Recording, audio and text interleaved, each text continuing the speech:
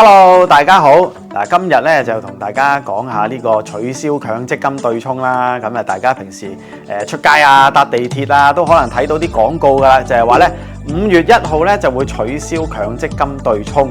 但係就知道淨係取消啫喎。但係其實實質嘅內容係點咧？咁可能咧僱主僱員咧都未必好了解，因為呢個咧確實係一個比較複雜嘅方案。有時咧都唔係話三言兩語咧可以講到俾大家聽。不過咧都有啲資訊咧係可以同大家分享下啦。嗱，咁第一樣嘢咧，最緊要咧啲僱員咧就要知道，取消強積金對沖咧，其實咧就係話5月1號之後嗰啲嘅款項咧就唔可以要嚟對沖啦。你劃線之前，即係話5月1號之前嗰啲嘅僱主嘅供款咧，仍然係可以要嚟對沖嘅。咁所以咧呢個要大家都希望記得啦，因為依家咧都有啲員工咧就覺得好開心喎。咁係咪我10年之前供落嗰啲供款咧都唔使要嚟對沖咧？咁其實就唔係嘅，之前嗰啲嘅供款咧都可以要嚟對沖。因為呢個方案咧確實係對一啲年資比較長啦，又就嚟退休嘅工友咧，就可能真係受惠嘅機會咧就唔多啦，因為你大部分之前嘅供款咧都係用嚟對沖。但係咧對一啲嘅年青人啊，可能你喺5月1號之後咧就返咗一份新嘅工作喎，咁咧你呢一世咧去打工咧，咁其實咧都唔需要咧就被呢個攞遣散費或者長期服務金嘅時候咧，就唔需要用你強積金戶口嘅錢咧要嚟對沖啦嚇。咁呢個咧就希望大家咧係記住先。第二個咧就係講到僱主啦。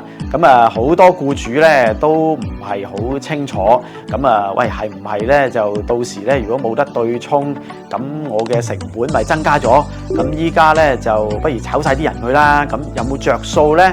其實咧就係冇着數嘅。因為我頭先都講過啦，其實喺5月1號之前嘅供款咧，仍然係可以要嚟對沖嘅。咁所以作為僱主，就算你2年3年之後咧，先至真係要裁員嘅話咧，其實之前嗰啲供款咧，你都係可以用嚟對沖嘅。至於新嗰啲咧，就唔可以要嚟對沖啦。但係政府咧都有一啲補貼嘅計劃嘅。嗱，呢度咧都寫明嘅。頭3年咧都有50% 嘅資助啦。同埋每個員工咧支付嘅上限咧都係3000蚊嘅啫。而且咧呢個方案咧一路咧補貼咧就去到25年嘅。所以僱主咧又唔需要太過擔心啦。因為始終係有補貼，同埋你劃線之前嗰啲供款咧仍然係可以要嚟對沖嘅。我覺得呢個方案咧就雖然係複雜啲因為如果我哋以前咧其實都討論過，如果有啲好簡單嘅方案咧，喺一個日期之前咧你就有補貼喎，但係某一個日期之後咧就冇補貼。咁咧就可能真係會有裁員潮啦。咁我咪喺嗰個日期之前咧就解僱晒啲員工咯。但係呢個嘅遞減式嘅補貼咧，佢有個好處咧，就係話咧，其實你無論係今年解僱嘅員工啦，或者出年咧裁員咧，其實對僱主嚟講咧嗰個影響都係唔大嘅。所以咧呢個希望僱主咧就要記住啦你炒人咧係冇着數嘅。同埋咧就都希望咧啲僱主咧如果有唔明白嘅時候咧，都可以聯絡係勞工處啦。睇下點樣計數啊，同埋係點樣係可以攞到啲嘅補貼啦。好啦，第3咧就有啲人咧就話，咦唔係喎，如果解僱咗個員工，咁個員工咧依家咪可以即時咧就攞翻啲遣散費，哇分分鐘咧攞翻10萬8萬嘅喎。咁會唔會個僱主咧就漏嗰啲員工咧？譬如我依家裁員先啦，嗱俾翻錢你，咁你依家咪即時可以攞多10萬8萬咯。哇即時攞多10萬8萬，聽落去又好吸引喎。但係個問題咧，呢10萬8萬咧，因為都係之前嘅供款啦，所以其實咧呢啲錢咧都係喺你個強積金戶口嗰度攞出嚟嘅，咁變咗咧。你退休嘅時候咧，就會冇咗一大嚿錢啦。咁對你退休嘅保障咧，又會有影響啦。同埋咧，佢如果依家係解僱咗你嘅時候咧，咁啊去到新嘅合約又係點咧？嗰啲年資又計唔計翻咧？咁或者新嘅合約會唔會好快又真係俾人解僱咧？咁呢啲咧都係唔知噶嘛。咁所以咧就都唔好希望咧就啲員工咧就因為可能眼前嘅利益啦，咁可以依家咧即時攞多10萬8萬咧，就即係聽嗰啲僱主講話，依家先解僱咗你先啦咁樣。咁所以咧呢個咧係會對你長遠退休保障嗰度咧係有影響嘅。咁啊希望簽所有文件之前啦，都要仔細去睇清楚啦。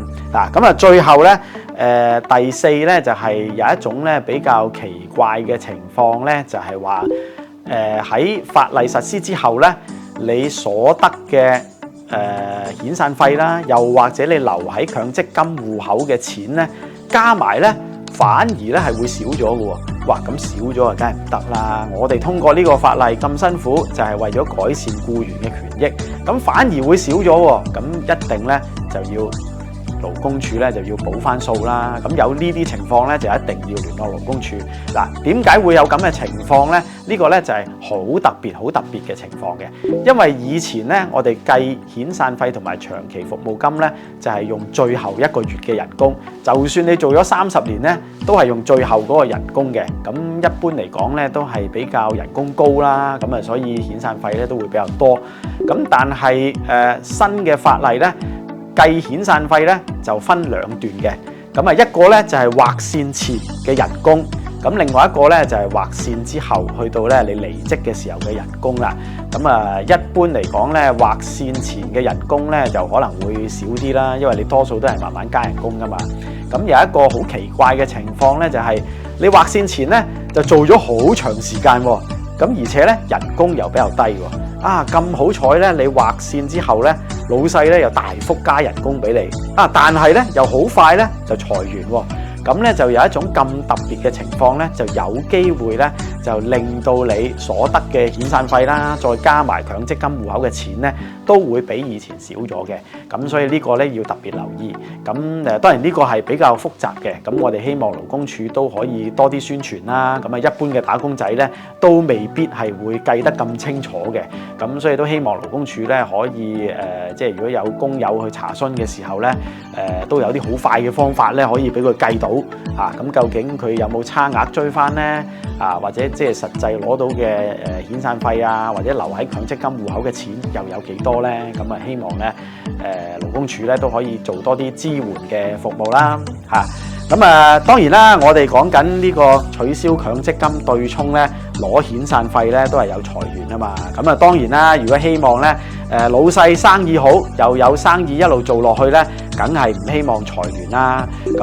但係咧，如果即係大家面對呢啲裁員嘅問題咧，都要了解清楚自己嘅權益。如果咧各位工友咧有唔明白嘅地方咧，都可以聯絡勞工處咧，或者我哋工會咧都會幫到你嘅。多謝晒。